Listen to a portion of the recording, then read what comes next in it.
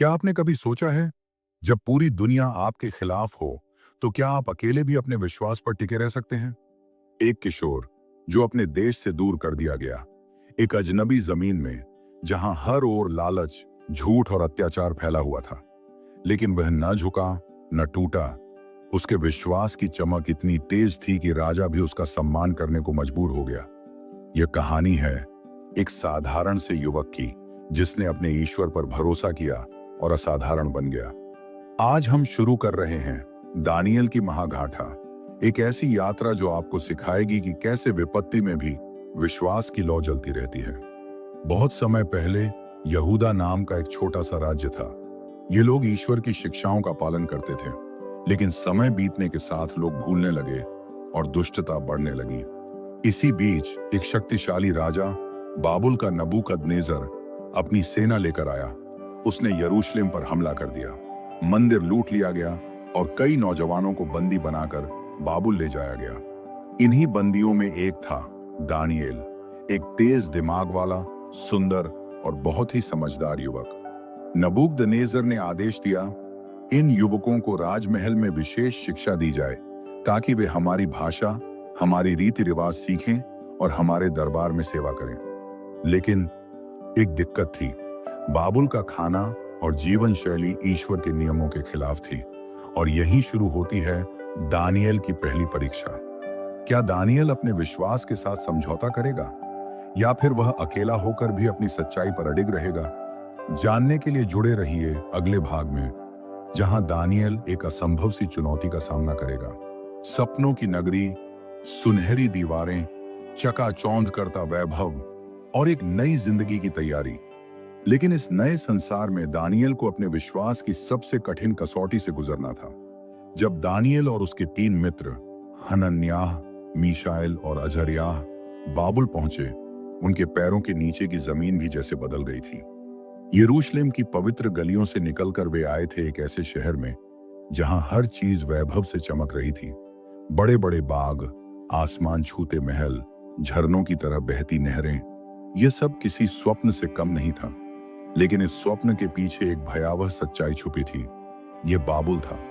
यहाँ का हर नियम, हर रिवाज, हर परंपरा उनके ईश्वर के नियमों के बिल्कुल खिलाफ थी। राजा नबूकदनेस्सर कोई साधारण राजा नहीं था। वह चतुर था, चालाक था। उसने जानबूझकर यह योजना बनाई थी कि सबसे होशियार, सबसे सुंदर युवकों को चुना जाए, उन्हें बाबुली रीति नीति सिखाई जाए और फिर उन्हें दरबार में ऊंचे पदों पर बिठाया जाए।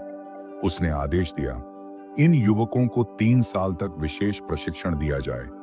उन्हें बाबुल की भाषा, अरामी और साहित्य सिखाया जाए। उन्हें राजा के भोजन और शराब से पोषित किया जाए ताकि वे पूरी तरह से बाबुल के वफादार सेवक बन सकें। दानिएल और उसके मित्रों को नए नाम भी दिए गए। दानिएल बन गया, बेल्तशस्सर हनन्याह बन गया, शद्रक मीशाएल बन गया, मेशक अजर्याह बन गया। अबेदनेगो नए नाम, नई पहचान, एक नई संस्कृति का हिस्सा बनाने की पूरी कोशिश हो रही थी। लेकिन क्या सिर्फ नाम बदलने से किसी का दिल बदल सकता है? दानिएल जानता था कि शाही भोजन और शराब जो रोज दरबार में परोसे जाते थे, उन पर देवताओं का आह्वान किया जाता था। वे यहूदी कानूनों के खिलाफ थे। अशुद्ध मांस, बलि दिया गया भोजन और मद्यपान का आदेश। दानिएल के दिल में एक आग जल उठी। उसने मन ही मन ठान लिया, मैं अपने परमेश्वर के विरुद्ध पाप नहीं करूंगा। भले ही मेरे सामने दुनिया के सारे ऐश्वर्य बिछा दिए जाए, मैं झुकूंगा नहीं। यह निर्णय लेना आसान नहीं था। उसके आसपास सभी युवा थे जो खुशी खुशी उस भोजन को स्वीकार कर रहे थे। हर कोई अपनी नई जिंदगी में रमने को तैयार था। लेकिन दानिएल और उसके मित्रों ने तय कर लिया था, वे किसी भी हालत में ईश्वर की आज्ञा का उल्लंघन नहीं करेंगे। दानिएल सीधे प्रमुख अधिकारी अश्पनेज के पास गया।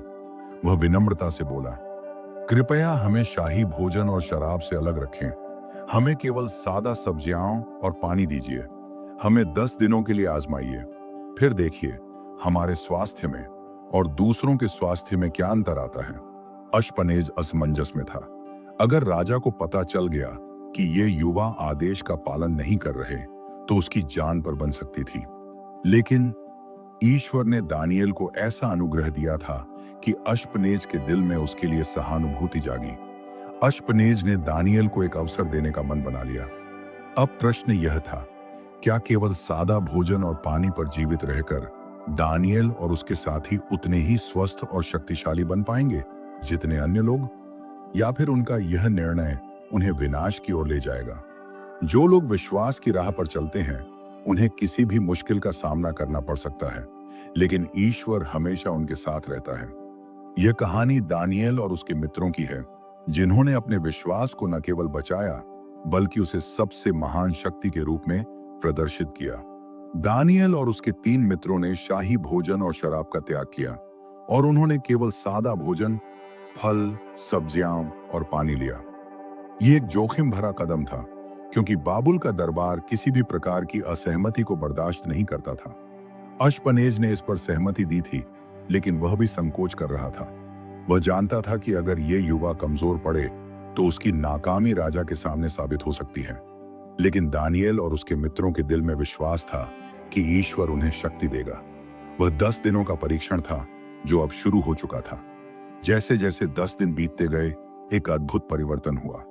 दानियल और उसके मित्रों के स्वास्थ्य में न केवल कोई कमी नहीं आई, बल्कि वे पहले से कहीं अधिक स्वस्थ और मजबूत नजर आने लगे। उनके चेहरों पर तेज चमक थी, उनकी आंखों में नूर था और वे मानसिक और शारीरिक रूप से अधिक चुस्त थे। इसके विपरीत शाही भोजन पर पाले गए अन्य युवा डीले, थके हुए और बीमार नजर आ रहे थे। यह दृश्य अश्पनेज और उसके सहायक अधिकारियों के लिए चौंकाने वाला था। उन्होंने दानियल और उसके मित्रों को गौर से देखा और पाया कि वे वास्तव में असाधारण रूप से स्वस्थ थे। 10 दिनों का परीक्षण सफल हो चुका था। अब दानियल और उसके मित्रों को राजा नबूकदनेस्सर के सामने पेश किया जाना था। यह कोई साधारण पेशी नहीं थी। राजा का दरबार एक भव्य महल में था और वह पूरे साम्राज्य के सबसे शक्तिशाली व्यक्ति के रूप में जाने जाते थे। राजा ने इन 4 युवकों को देखकर उन्हें परीक्षा के बाद और भी ध्यान से देखा। राजा नबूकदनेस्सर, जो किसी भी प्रकार के असाधारण प्रदर्शन के लिए जाना जाता था, आश्चर्यचकित था। उसने तुरंत दानियल, हनन्याह, मीशाएल और अजर्याह को अपने दरबार में उच्चतम स्थान दिया। राजा ने अपने अधिकारियों से कहा, इन युवकों में कुछ खास है। वे न केवल शारीरिक रूप से अन्य युवकों से बेहतर हैं, बल्कि उनकी बुद्धिमत्ता भी अद्भुत है।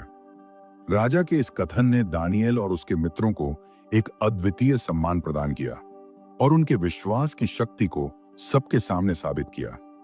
यह उनकी मेहनत का ही परिणाम था कि उन्होंने ईश्वर पर अपने विश्वास को न केवल बनाए रखा, बल्कि उसे एक चमत्कारी तरीके से प्रदर्शित किया। लेकिन यह केवल उनके शारीरिक स्वास्थ्य की बात नहीं थी। दानियल और उसके मित्रों की मानसिक क्षमता भी उल्लेखनीय थी। उन्होंने बाबुली साहित्य, खगोल शास्त्र, गणित और शास्त्रों में इतनी तेजी से महारत हासिल की कि राजा नबूकदनेस्सर ने उन्हें अपने दरबार में सबसे प्रवीण युवकों में से एक मान लिया। उनकी बुद्धिमत्ता इतनी अद्भुत थी कि उन्हें सीधे राजा के सामने पेश किया गया और बाबुल के सबसे जटिल और महत्वपूर्ण मुद्दों पर सलाह दी जाने लगी। दानियल की एक विशेषता थी, वह किसी भी जटिल समस्या का हल बड़ी सहजता से ढूंढ लेता था। राजा नबूकदनेस्सर ने उसे और उसके मित्रों को बाबुल के उच्चतम प्रशासनिक कार्यों में शामिल किया। यह ईश्वर की कृपा थी जिसने दानियल और उसके साथियों को इतना ऊंचा स्थान दिया। यह पूरे बाबुल साम्राज्य के लिए एक बड़ा संदेश था। सिर्फ बाहरी संसाधनों और ऐश्वर्य के भरोसे नहीं, बल्कि सही विश्वास, सही मार्ग पर चलने से ही सच्ची सफलता मिलती है। दानियल और उसके मित्रों ने हमें यह सिखाया कि किसी भी परिस्थिति में अगर हमारा विश्वास मजबूत है तो कोई भी शक्ति हमें नष्ट नहीं कर सकती। ईश्वर की शक्ति ने उनके विश्वास को समर्थन दिया और उन्होंने अपनी सामर्थ्य और बुद्धिमत्ता से यह साबित कर दिया कि वह केवल रानी या सम्राट से ही नहीं, बल्कि सच्चे जीवन के सम्राट परमेश्वर से प्रेरित हैं। इस सफलता ने दानियल और उसके मित्रों को बाबुल में एक अद्वितीय स्थान दिलाया और यह भी साबित किया कि विश्वास के साथ कोई भी संकट पार किया जा सकता है। तो क्या आप भी विश्वास के साथ अपनी जिंदगी के सबसे बड़े संघर्षों से जूझने के लिए तैयार हैं? जैसे दानियल और उसके मित्रों ने ईश्वर पर विश्वास किया और उसकी कृपा से सफलता प्राप्त की, वैसे ही हम भी जीवन में अपने विश्वास को दृढ़ बनाकर किसी भी चुनौती का सामना कर सकते हैं। अगर आपको यह कहानी प्रेरणादायक लगी हो तो लाइक करें, शेयर करें और चैनल को सब्सक्राइब करें। अगले वीडियो में हम देखेंगे दानियल की और भी चुनौतियां और कैसे वह परमेश्वर के मार्ग पर चलता है। जब राजा नबूकदनेस्सर ने एक अजीब और डरावना सपना देखा तो पूरे साम्राज्य में हलचल मच गई। यह सपना न केवल राजा के लिए बल्कि सम्राट बाबुल के भविष्य के लिए एक संकेत था। लेकिन इस पहेली को हल करने के लिए केवल एक व्यक्ति था, दानियल। राजा नबूकदनेस्सर की रातें अब चैन से नहीं कटती थीं। एक रात उसने एक अजीब सपना देखा। वह सपना इतना भयावह था कि उसे पूरी तरह से याद भी नहीं आ रहा था, लेकिन उसके दिल में एक गहरी बेचैनी थी। राजा ने अपने सभी सलाहकारों, जादूगरों और भविष्यवक्ताओं को बुलाया और उनसे कहा, मेरे सपने की व्याख्या करो। लेकिन राजा ने एक शर्त भी रखी थी, मैं यह नहीं बताऊंगा कि सपना क्या था। तुम मुझे सपना बता सकते हो और फिर उसकी व्याख्या कर सकते हो। यदि तुम ऐसा नहीं कर सकते तो तुम्हारी जान चली जाएगी। यह आदेश पूरी दरबार में गूंज गया। सभी सलाहकार और जादूगर डर गए थे। क्या वे राजा के सपने को बिना जाने कैसे बता सकते थे? लेकिन दानियल, जो अब दरबार में सम्मानित था, उसने तय किया कि वह इस संकट का सामना करेगा। उसने अपनी पूरी उम्मीद और विश्वास परमेश्वर पर रखा। दानियल को यह चुनौती मिली थी, लेकिन वह जानता था कि केवल अपनी बुद्धिमत्ता से वह यह काम नहीं कर सकता। वह तुरंत अपने 3 मित्रों हनन्याह, मीशाएल और अजर्याह के पास गया और उन्हें इस संकट के बारे में बताया। उन्होंने एक साथ मिलकर परमेश्वर से प्रार्थना की, हे परमेश्वर, जो गूढ़ और रहस्यमय बातों को जानने वाले हो, हमें यह सपना दिखा ताकि हम राजा की जान बचा सकें। यह प्रार्थना पूरी निष्ठा और विश्वास के साथ की गई। उनकी आस्थावान प्रार्थना का उत्तर जल्दी ही आया। रात के समय दानियल को सपना दिखाई दिया और वह सपना उसने राजा के सामने प्रस्तुत करने के लिए तैयार हो गया। अगले दिन दानियल ने राजा नबूकदनेस्सर से कहा, हे महाराज, आपने जो सपना देखा था वह यह है। दानियल ने राजा के सपने की पूरी व्याख्या की। उसने कहा कि राजा ने देखा था कि वह एक विशाल सुनहरी मूर्ति के सामने खड़ा था। मूर्ति के सिर में सोने की परत थी, शरीर में चांदी, कमर में पीतल, पैर में लोहा और पैर के पंजों में मिट्टी और लोहे का मिश्रण था। दानियल ने कहा, यह मूर्ति आपके साम्राज्य का प्रतीक है।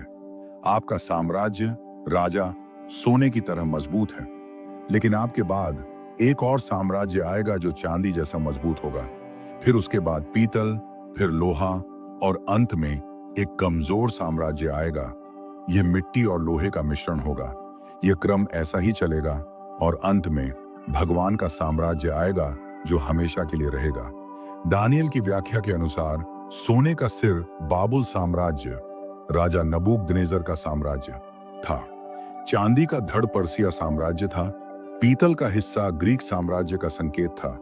लोहा रोमन साम्राज्य का प्रतीक था और मिट्टी और लोहे का मिश्रण अंत में आने वाले कमजोर साम्राज्यों का संकेत था, जो बहुत जल्द समाप्त हो जाएंगे। लेकिन सबसे महत्वपूर्ण बात यह थी कि दानियल ने यह भी बताया कि इस मूर्ति के ऊपर एक पत्थर गिरता है जो सबको कुचल देता है, और वह पत्थर भगवान का साम्राज्य था जो कभी समाप्त नहीं होगा। राजा नबूकदनेस्सर पूरी तरह से चकित था। वह जानता था कि केवल ईश्वर ही ऐसा रहस्यमय सपना देख सकता था, और दानियल ने उसी ईश्वर से यह ज्ञान प्राप्त किया था। राजा ने दानियल से कहा, तुम्हारा ईश्वर महान है, तुम सचमुच अद्भुत हो। राजा ने दानियल को एक उच्च स्थान दिया और उसे बहुत सारे उपहार दिए। उसके मित्रों को भी सम्मानित किया गया और दानियल को बाबुल के सभी प्रमुख मामलों में सलाह देने का अवसर प्राप्त हुआ। राजा ने कहा, तुम्हारा परमेश्वर सच्चा है और तुम सबसे बड़े ज्ञानी हो। हालांकि दानियल को बहुत बड़ा सम्मान प्राप्त हुआ था, लेकिन उसने कभी भी अपने विश्वास को अपने शाही उपहारों से अलग नहीं किया। वह हमेशा परमेश्वर के प्रति आस्थावान रहा और उसने यह कभी नहीं भुलाया कि असली बुद्धिमत्ता और शक्ति केवल ईश्वर से आती है।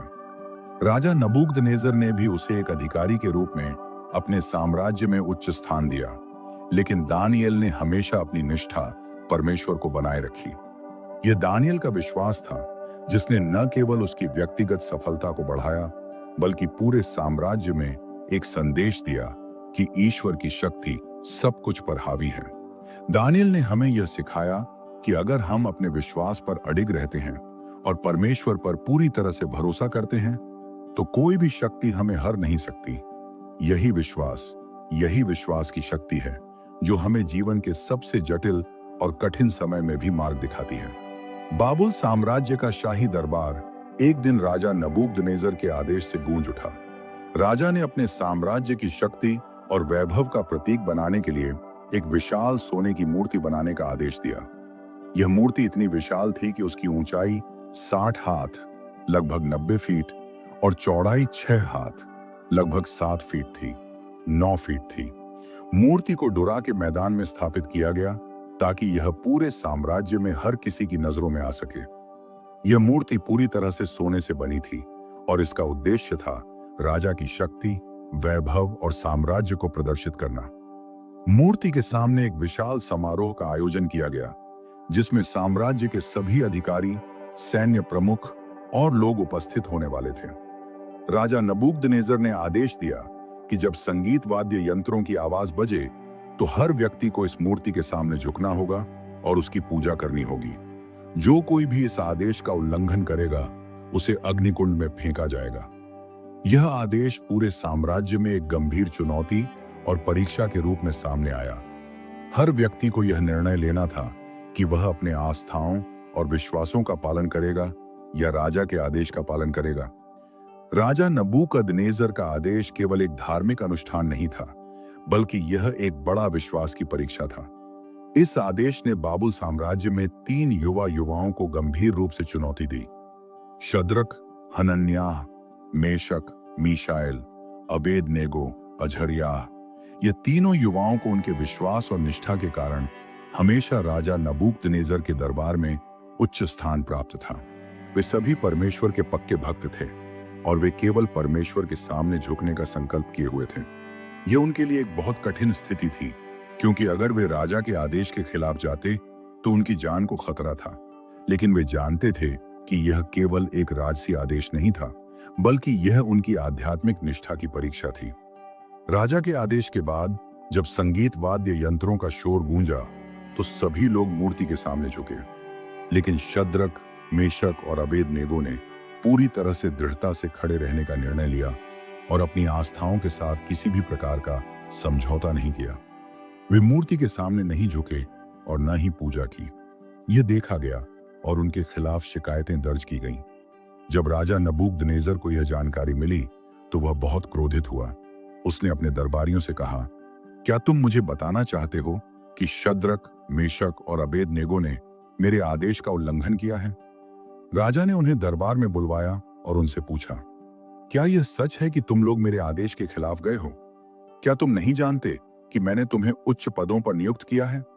यदि तुम अब भी मेरी मूर्ति के सामने नहीं झुको तो मैं तुम्हें तुरंत अग्निकुंड में फेंक दूंगा। क्या तुम्हारा कोई ईश्वर तुम्हें बचा सकता है? यह एक बहुत बड़ा सवाल था, क्योंकि राजा ने न केवल उन्हें धमकी दी थी, बल्कि उसने यह भी बताया कि यदि वे न झुके तो उनके ईश्वर की शक्ति को चुनौती दी जाएगी। लेकिन शद्रक, मेशक और अबेदनेगो ने अपनी निष्ठा से समझौता किए बिना साहसिक उत्तर दिया, हमारे लिए यह कोई सवाल नहीं है कि हम आपके आदेश का पालन करेंगे या नहीं। हमारा ईश्वर जिसे हम सेवा करते हैं वह हमें अग्निकुंड से बचा सकता है, और यदि वह हमें बचाने का निर्णय नहीं करता तो भी हम आपकी मूर्ति की पूजा नहीं करेंगे, क्योंकि हम केवल अपने ईश्वर के सामने झुकते हैं। यह उनका विश्वास और निष्ठा था जो इस समय पर सबसे महत्वपूर्ण था। उन्होंने राजा को यह बता दिया कि वे ईश्वर के सामने किसी भी स्थिति में नहीं झुकेंगे, चाहे वह कितनी भी कठिन क्यों ना हो। उनका उत्तर इतना साहसिक था कि राजा भी हैरान था। राजा नबूकदनेस्सर का गुस्सा और भी बढ़ गया। उसने आदेश दिया कि अग्निकुंड को 7 गुना अधिक गर्म किया जाए। अग्निकुंड को इतना गर्म किया गया कि उसकी गर्मी ने उस जगह पर खड़े सैनिकों को भी जलाकर मार डाला। लेकिन शद्रक, मेशक और अबेदनेगो को हाथ में बेड़ियां डालकर अग्निकुंड में फेंक दिया गया। वे एक चमत्कारी स्थिति में थे। राजा ने घबराते हुए अग्निकुंड में जलते हुए युवाओं को देखा, लेकिन कुछ और देखा।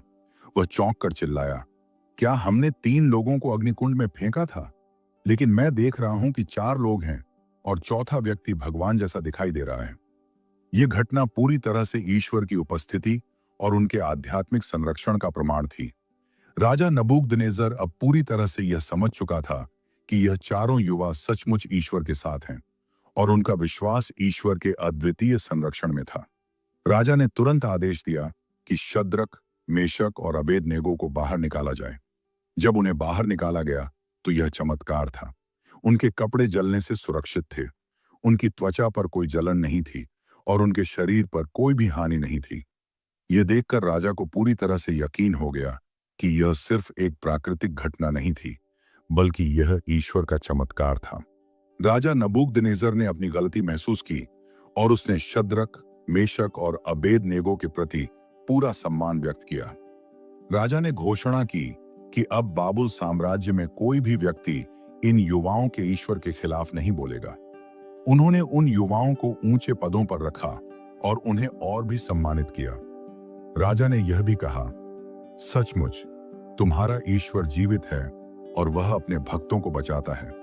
कोई भी ईश्वर तुम्हारी तरह लोगों को बचा सकता है। राजा ने यह आदेश भी दिया कि अब किसी को भी इन युवाओं के विश्वास की अवहेलना करने की अनुमति नहीं होगी।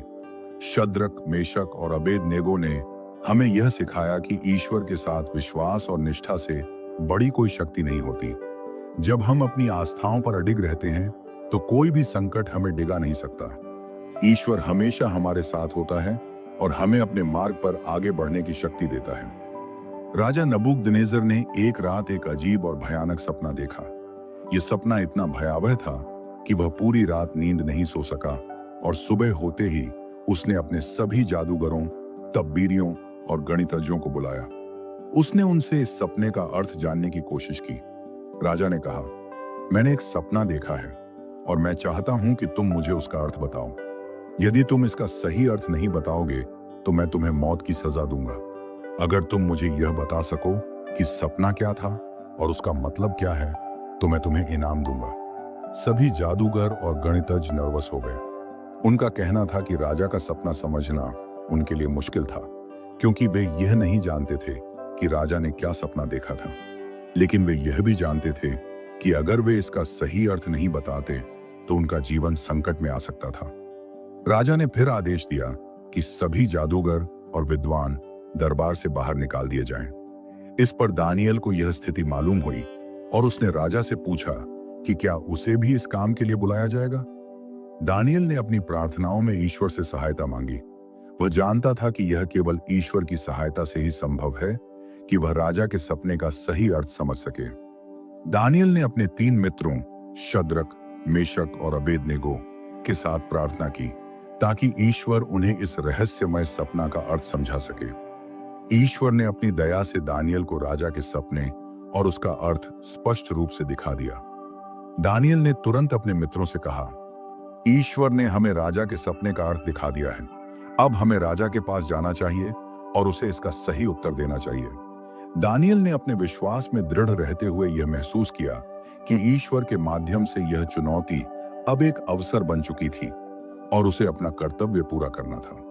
दूसरे दिन दानियल राजा के पास गया।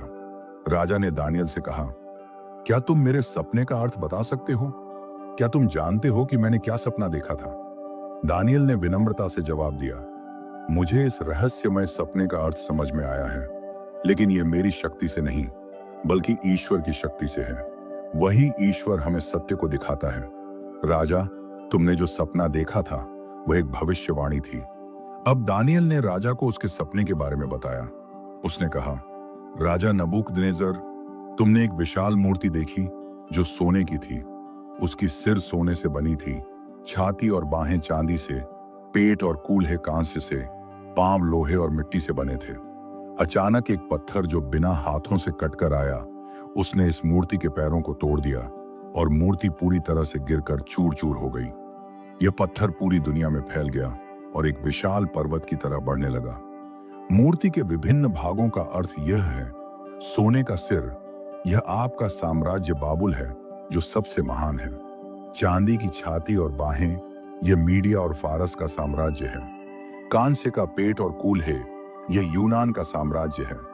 लोहा और मिट्टी के पैर, यह रोम का साम्राज्य है जो बहुत शक्तिशाली होगा, लेकिन उसमें स्थिरता की कमी होगी। यह पत्थर जो बिना मानव हस्तक्षेप से आया था, वह ईश्वर के साम्राज्य का प्रतीक है जो कभी समाप्त नहीं होगा और पूरी पृथ्वी पर राज्य करेगा। यह था राजा नबूकदनेस्सर का सपना और उसका अर्थ, जो दानियल ने सटीक रूप से बताया। दानियल ने साफ साफ कहा कि यह सपना ईश्वर के आगामी साम्राज्य का प्रतीक था, जो सभी पृथ्वी के साम्राज्यों को नष्ट कर देगा और अटल रहेगा। राजा नबूकदनेस्सर ने जब दानियल का उत्तर सुना तो वह बिल्कुल चौंक गया। वह समझ गया कि यह सपना केवल ईश्वर की शक्ति से ही संभव था। राजा ने दानियल से कहा, सचमुच तुम ईश्वर के नबी हो। तुम्हारा ईश्वर बहुत महान है। तुमने मुझे जो बताया वह सत्य था। मैं अब जानता हूं कि ईश्वर ही सर्वशक्तिमान है। राजा ने तुरंत दानियल को और उसके 3 मित्रों को सम्मानित किया। उसे यह एहसास हुआ कि दानियल का ईश्वर वह परम सत्ता है जिसने इस सच्चाई को प्रकट किया। राजा ने दानियल को एक उच्च पद दिया और कहा कि वह सभी बाबुल के जादूगरों और मंत्रियों का प्रमुख बनेगा। राजा ने यह भी आदेश दिया कि दानियल के 3 मित्रों को भी उच्च पदों पर नियुक्त किया जाए। इस प्रकार दानियल और उसके मित्रों को सम्मान प्राप्त हुआ और वे बाबुल साम्राज्य में प्रमुख अधिकारी बन गए। राजा का दिल पूरी तरह से बदल चुका था। उसने ईश्वर की शक्ति को समझा और अपने पुराने दृष्टिकोण को छोड़ दिया। अब राजा की आंखें खुल चुकी थीं और उसने ईश्वर के प्रति अपनी निष्ठा व्यक्त की। दानियल और उसके मित्रों की तरह हमें भी अपने विश्वास में दृढ़ रहना चाहिए, चाहे परिस्थिति कैसी भी हो। अगर हम अपने ईश्वर पर विश्वास रखते हैं तो वह हमें रास्ता दिखाता है और हमारी मदद करता है।